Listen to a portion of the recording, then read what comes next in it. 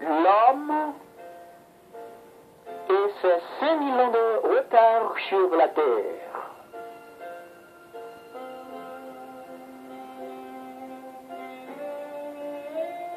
Selon ce qui est écrit dans le psaume 115, le verset 16, que je cite ici à titre de référence,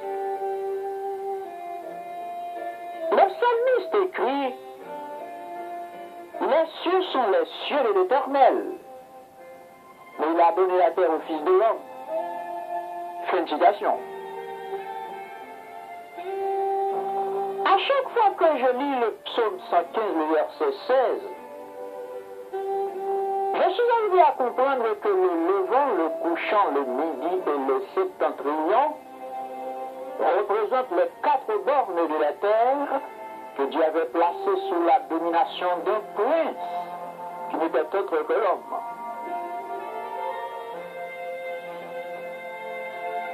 Les scientifiques sont libres d'inventer toutes sortes de théories possibles et imaginables pour essayer de me convaincre de l'âge de la Terre et de l'univers. La Bible reste et demeure la seule source authentique qu'il faut croire, sans le moindre doute. Et je mets au défi tous les savants du monde de comprendre la création de la Terre et de l'univers en dehors du livre de la Genèse. Il y a des choses que Dieu n'a jamais permis à l'homme de comprendre, puisque la raison de Dieu est plus forte que la raison d'État.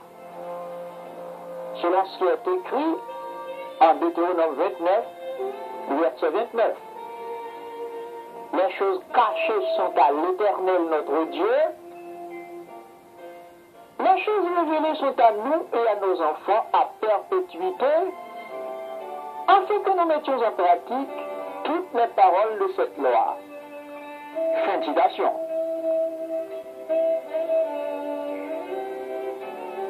Avec cette déclaration de la Bible, qu'avons-nous besoin de plus convaincant pour comprendre que toutes les archives de la création de la terre et de l'univers ne sont accessibles qu'à Dieu? L'homme est arrivé sur la terre avec 5000 ans de retard, non par choix, mais selon la volonté de la cause suprême.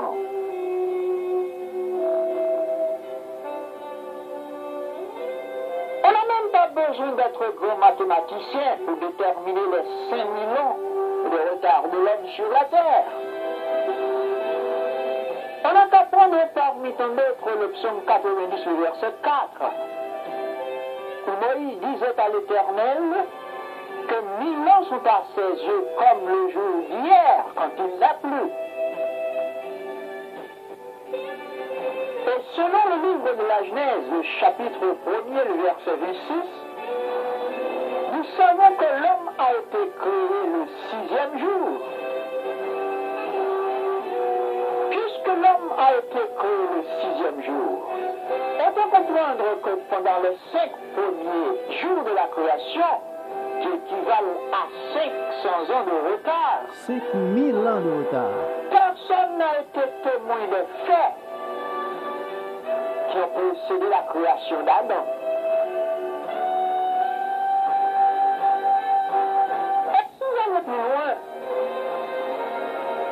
s'il y avait une personne mieux placée pour écrire le livre de la Genèse, c'était Adam.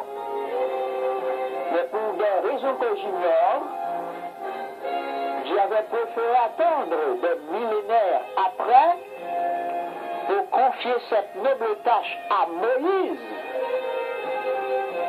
qui avait joué le rôle de secrétaire et de porte-plume du Créateur, pour nous présenter le récit de la Genèse avec autant de précision. Et ce n'est non sans raison que l'Éternel déclare en Nombre 12, le verset 8, « Je parle à Moïse bouche à bouche, je me révèle à lui sans énigme, et il voit une représentation de l'Éternel. Pourquoi donc n'avez-vous pas craint de parler contre mon serviteur, contre Moïse ?» Fin de citation.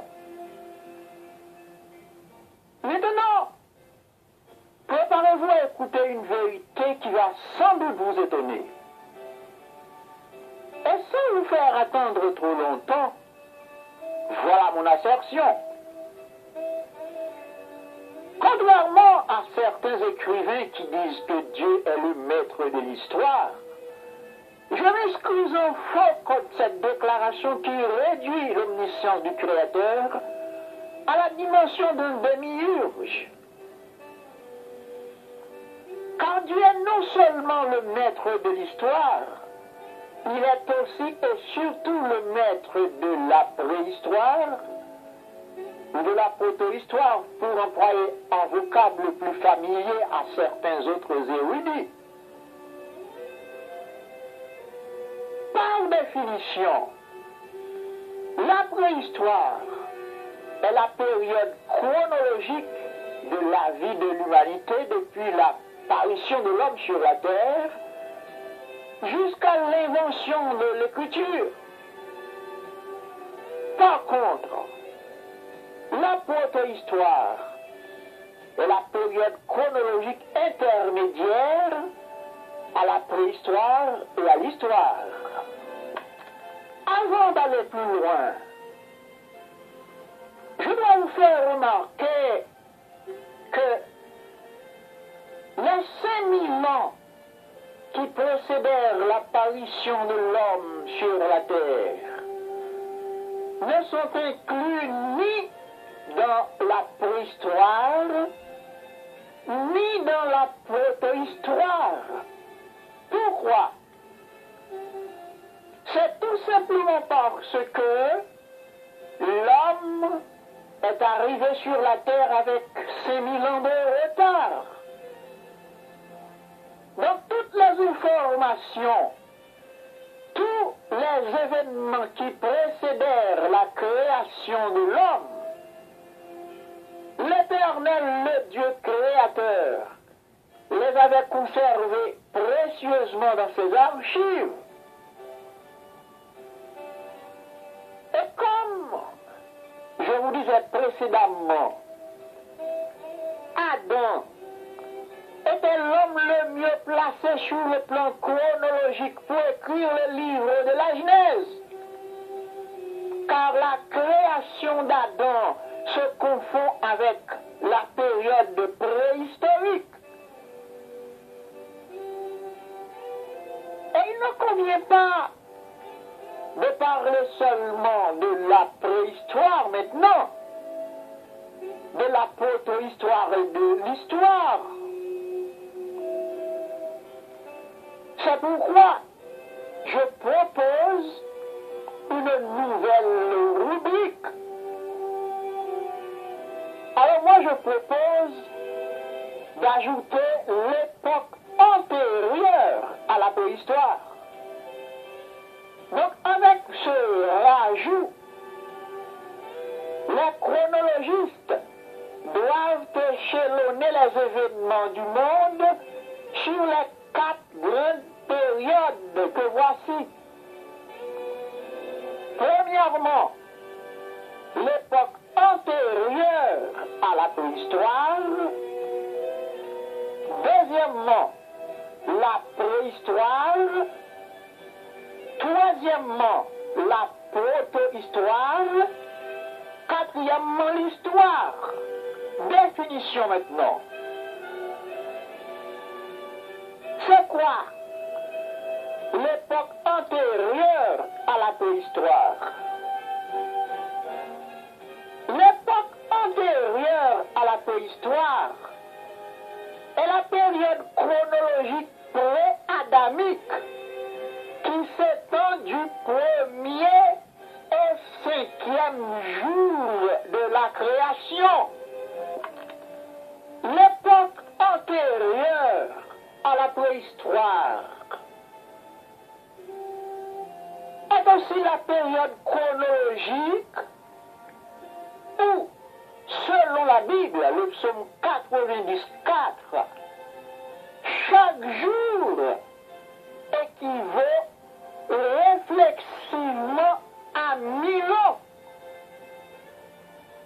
Donc cette période chronologique antérieure à la préhistoire est celle décrite dans la Bible en Genèse 1er, du verset 1er à 23.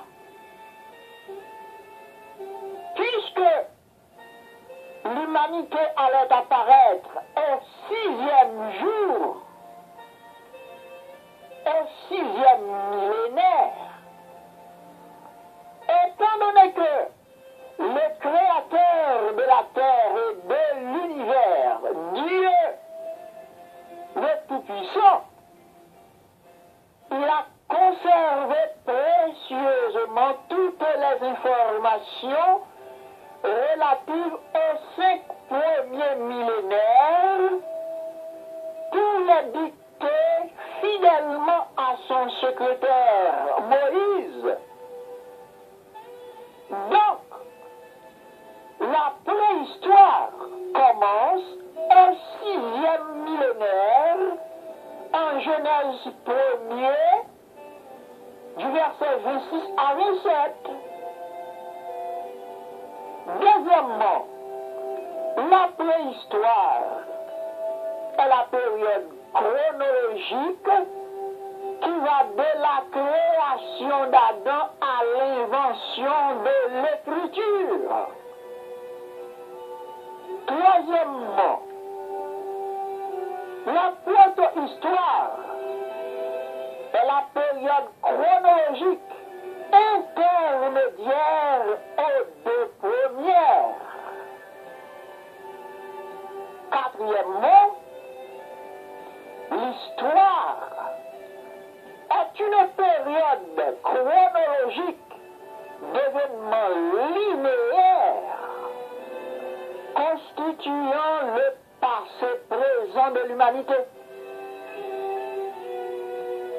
Donc, pour toutes ces raisons, Dieu est le maître de la période chronologique antérieure à la préhistoire aussi.